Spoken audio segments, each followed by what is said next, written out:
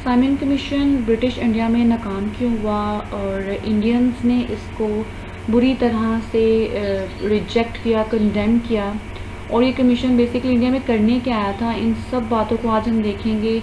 मेरा नाम है Iqra Nawaz and I welcome you to CSS guide. So let's begin. Basically Indian Council Act जो British government pass कर रही थी, उससे जो इंडियंस हैं उनकी एक डेमोक्रेटिक ट्रेनिंग हो रही थी। सो वो चाहते थे कि हमें ज़्यादा ऑटोनॉमी दी जाए, गवर्नमेंट को रिस्पॉन्सिबल बनाया जाए। तो उसके लिए उन्होंने क्या किया कि उन्होंने सितंबर 1925 को एक रेजोल्यूशन पेश की सेंट्रल असेंबली में, जिसमें उन्होंने कहा कि हम ब्रिटिश गवर्नमेंट को एडवाइस ये देंगे कि क्यों ना इंडियन कॉन्स्टिट्यूशन के अंदर कुछ ऐसे फंडामेंटल चेंजेस लेकर आए जा सकें जिससे गवर्नमेंट को फुली रिस्पॉन्सिबल बनाया जा सके। ठीक है, जिसके लिए उन्होंने एक और चीज़ सजेस्ट की। उन्होंने कहा कि एक राउंड टेबल कॉन्फ्रेंस जो है उसको कॉल करते हैं, जिसके अंदर तमाम कम्युनिटीज़ के जो रिप्रेजेंटेटिव्स होंगे उनको बुलाया जाएगा और एक रिपोर्ट या एक स्कीम जो है उसको प्रिपेयर किया जाएगा। ठीक है, उस स्कीम को हम लेजिस्लेटिव असेंबली के अप्रूवल के लिए भेजेंगे और जब लेजिस्लेटिव असेंबली उसको अप्रूव कर देगी तो हम उसको ब्रिटिश पार्लियामेंट में सबमिट करवा देंगे। ठीक है, अब इन दो पॉइंट से ये बात क्लियर हो गई कि इंडियंस जो हैं वो कुछ चेंजेस, फंडामेंटल चेंजेस चाह रहे हैं अपने कॉन्स्टिट्यूशन के अंदर, किस लिए कि हम गवर्नमेंट को फुली रिस्पॉन्सिबल बना सकें। तो इंडियंस की ये डिज़ायर थी। अब ब्रिटिश इंडिया ने क्या किया, उन्होंने ये किया कि उन्होंने फिर नवंबर 1927 के अंदर एक कमीशन अपॉइंट किया। ठीक है, जिसको हेड कर रहे थे जॉन साइमन। अब मसला ये था कि इस कमीशन के अंदर कोई भी इंडियन शामिल नहीं था। ठीक है, क्यों? क्योंकि it was composed entirely of Englishman. Simon जो थे वो इसको हेड कर रहे थे और इसको अपॉइंट क्यों किया गया, ये कमीशन क्या करने आया था यहाँ पे, वो ये था कि कमीशन को कहा गया कि आपने हमें ये भी पता है कि जो गवर्नमेंट ऑफ इंडियन एक्ट जो था, इंडियन काउंसिल एक्ट 1919, जिसको हम मोंटेग्यू चेंज फॉर रिफॉर्म्स भी कहते हैं, उसके अंदर ये बात तय हुई थी कि 10 साल बाद एक कमीशन आएगा, वो इस ये जो एक्ट है 1919 का, इसकी वर्किंग को देखेगा और फिर हमें एक रिपोर्ट बना के देगा कि क्या 1919 का जो काउंसिल एक्ट है उसने ठीक तरह से फंक्शन किया कि नहीं, किस तरह की रिफॉर्म्स आने वाले वक्त में इंडिया में चाहिए होंगे। तो इस चीज़ के लिए इसको अपॉइंट किया गया। ठीक है, उसको कहा गया कि इन 1919 से लेकर 1927 तक इस एक्ट ने किस तरह से फंक्शन किया, जो रिप्रेजेंटेटिव इंस्टीट्यूशंस थे उनकी क्या डेवलपमेंट रही है, एजुकेशन सेक्टर की ग्रोथ किस कदर हुई है। ठीक है, सिर्फ ये चीज़ें देखने के लिए भी नहीं, उन्होंने ये भी कहा कि ये रिपोर्ट में जो इसके हेड हैं और ये जो मेंबर्स हैं साइमन कमीशन के, वो ब्रिटिश इंडिया, वो ब्रिटिशर्स को रिकमेंडेशंस भी दे सकते हैं कि आने वाले टाइम में कौन कौन सी प्रोविजंस जो हैं या कौन कौन से प्रिंसिपल्स जो हैं जो इंडियन कॉन्स्टिट्यूशन के अंदर इनकॉर्पोरेट किए जा सकते हैं, और उनसे सजेशंस मांगी गई। ओके, अब हम देखते हैं कि इंडियंस ने इस पर क्या रिएक्ट किया। जैसे ही साइमन कमीशन जो थे वो यहाँ पे आए, इनका बायकॉट किया गया, और इनका बायकॉट सिर्फ ये नहीं कि पॉलिटिकल पार्टीज़ ने किया, बल्कि जितनी भी रिप्रेजेंटेटिव ऑर्गेनाइजेशंस इंडिया में काम कर रही थी उन सब ने साइमन कमीशन को बायकॉट किया। इसके अलावा क्या किया गया कि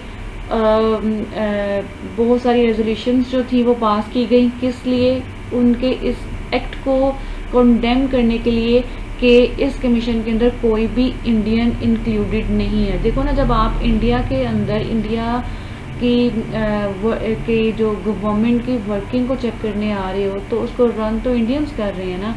तो आपको नहीं लगता कि जो लोग सिस्टम के अंदर रह के सिस्टम को चला रहे हैं उनको कमीशन में बिठाया जाए, ताकि वो आपको जेन्युइन रिकमेंडेशंस दे सकें कि जो सिस्टम करंटली चल रहा है उसके अंदर क्या क्या ड्रॉबैक्स चल रहे हैं जिन्हें हमें ठीक करना चाहिए, या फर्दर कौन से ऐसी प्रोविजंस हैं जो हमें इनकॉर्पोरेट कर देनी चाहिए जिससे ये फंक्शन, जो ये सिस्टम है, ये मज़ीद अच्छे से काम करेगा। तो इस चीज़ को बहुत ज़्यादा सीरियस लिया गया कि इंडियंस को क्यों इंक्लूड नहीं किया गया।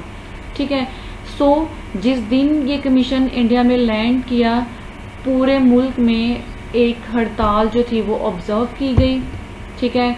उसके बाद क्या हुआ कि जो कमीशन है इनको ब्लैक फ्लैग्स के साथ ग्रीट किया गया, ठीक है, और इनके साथ किसी ने भी कोऑपरेट नहीं किया, ठीक है।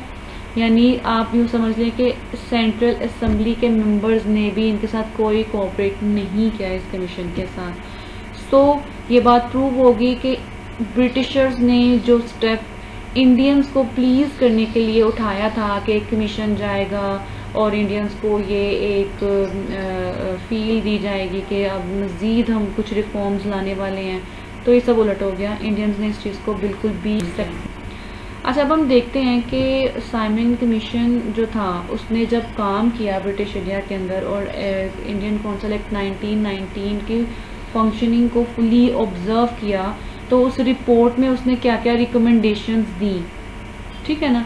तो हम देखते हैं। अच्छा, सबसे पहले तो बात यह कि ये जो रिपोर्ट थी ये मई 1930 के अंदर उन्होंने पब्लिश कर दी, ठीक है। और जो बेसिक रिकमेंडेशन इन्होंने कहा कि एक फेडरल फॉर्म ऑफ गवर्नमेंट होनी चाहिए। ये एक अच्छा पॉइंट भी था साइमन कमीशन का। उन्होंने कहा कि जो आपके प्रोविंसेस हैं उनको थोड़ी सी ऑटोनॉमी दी जाए। अब हम देखते हैं कि क्या रिकमेंडेशंस थी जो कि इस रिपोर्ट ने प्रेजेंट की।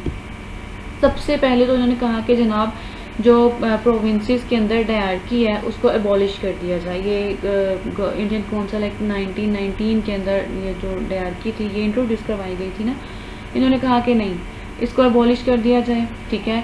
और जो प्रोविजनल एडमिनिस्ट्रेशन होगी ना ये मिनिस्टर्स के हैंड ओवर की जाए, और जो मिनिस्टर्स होंगे ये लेजिस्लेचर जो हैं उनको रिस्पॉन्सिबल होंगे, उनको आंसर, ठीक है। दूसरी प्रोविजन क्या थी, उन्होंने कहा कि जो फ्रेंचाइज है उसको एक्सपेंड किया जाए। इसके अलावा जो है लेजिस्लेचर प्रोविंसेस के अंदर उसको इनलार्ज की जाए।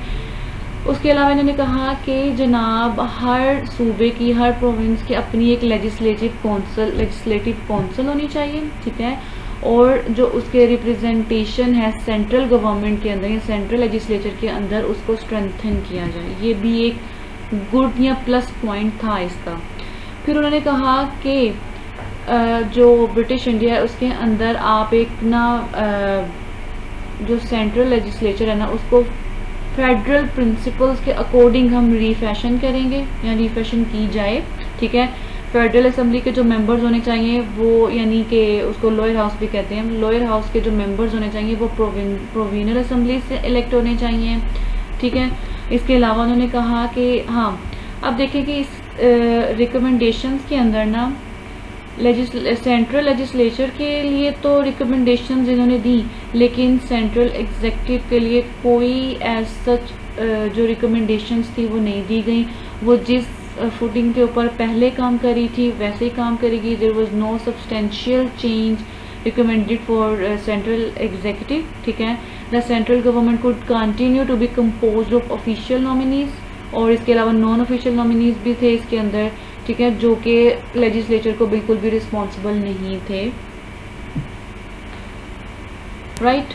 अब हम देखते हैं नेक्स्ट पॉइंट। इसके अलावा क्या हुआ, उसने कहा कि सेंटर में भी कोई डायरकी इंट्रोड्यूस नहीं करवाई जाएगी, ठीक है। The report said that all Indian federation would set up in the distant future, यानी कि जो वादा या जो रिकमेंडेशन इन्होंने दी कि जनाब एक फेडरल फॉर्म ऑफ गवर्नमेंट जो है वो इस्टेब्लिश की जाएगी। अब जाहिर सी बात है फेडरल फॉर्म ऑफ गवर्नमेंट अगर इस्टेब्लिश कर रहे हैं तो वो एक रिस्पॉन्सिबल गवर्नमेंट ही होगी, लेकिन इन्होंने कहा कि जो हमारी सेंट्रल गवर्नमेंट है वो किसी को रिस्पॉन्सिबल नहीं होगी। तो ये एक फुली रिस्पॉन्सिबल गवर्नमेंट के प्रिंसिपल्स के अगेंस्ट था, ठीक है। सो अगर हम इस पूरे कमीशन को कंक्लूड करें तो ये कमीशन जो था इसको इंडियंस ने रिजेक्ट किया।